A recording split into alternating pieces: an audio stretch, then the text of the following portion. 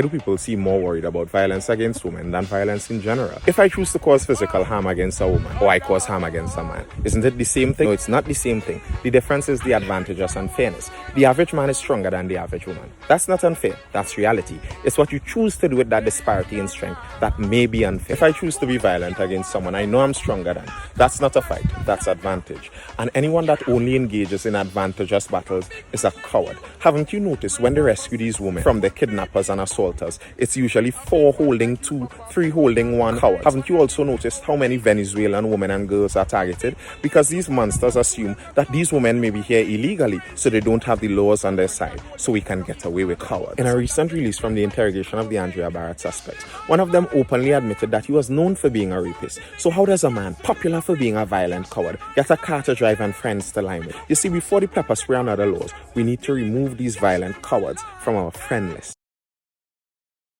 All of the information created by mankind up until the year 2003 is generated every 2 days, and that statistic is from 11 years ago. So I'm sure it's way more than that now. But a lot of information isn't automatically a good thing. You could be thirsty and someone gives you a fire hose to drink from, and you'd be lucky to drink a drop and more likely to drown. You see, with all of this advancement, some people are creating new worlds around us. Some people are changing the world around us. But a lot of us seem to only manage to make remakes. Remakes are tempting because they have a base of fans who liked it way back when and are eager to show a new friend. But you're trying to retell a story that was told in the context of a time and a world that no longer exists. You're trying to depend on nostalgia over innovation. And memories almost always seem better than they will. It's impossible to live up to that. Yes, our grandparents may have gotten an acre of land for $5,000, and that may seem like the going rate per square foot now. But for all the money in the world, they can dream of having a voice-activated encyclopedia in their pocket. Opportunities change over time, and if we find ourselves too caught up complaining about those that may not even exist anymore, we may miss those that didn't exist before.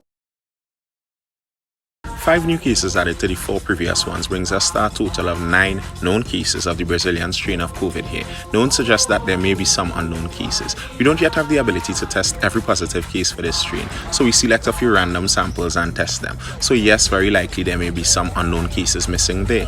And of all the contact tracing done, none of the Brazilian strain cases have been linked. So unless all 9 came into the country with it, the person or persons who gave them it would also be some unknown cases out there. What's with the Brazilian strain? Well, it's the same problem with COVID on a whole. It's new and little is known. There are lots of mays, mights and maybes. It may be 3 times more deadly to young people in their 20s. It might be more contagious and it may even be resistant to vaccines, but that may not be as bad as we first thought. Israel recently brought their COVID deaths down to 0 though, and being that they are the nation with the fastest vaccine rollout, I guess that's hopeful for a solution, because COVID isn't going anywhere and it seems like it's only calling in its family for reinforcements. I wonder if that changes any minds about the vaccine.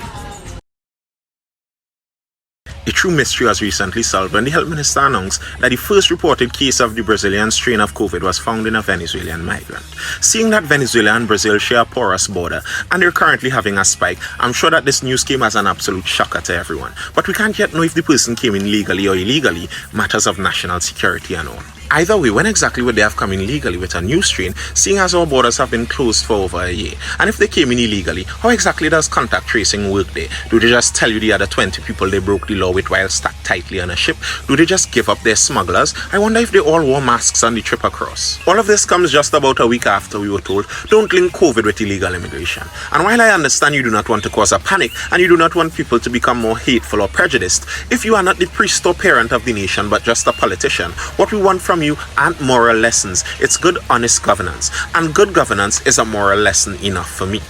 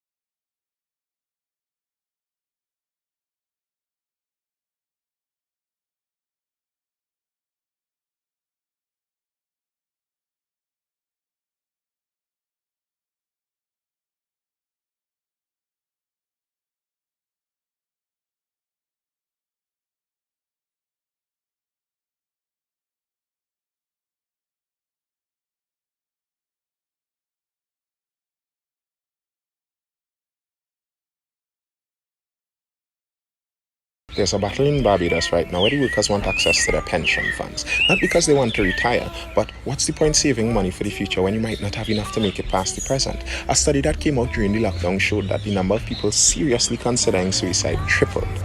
There are lots of different things that can affect people very negatively beside COVID. There's a reason the WHO is advising against lockdowns too.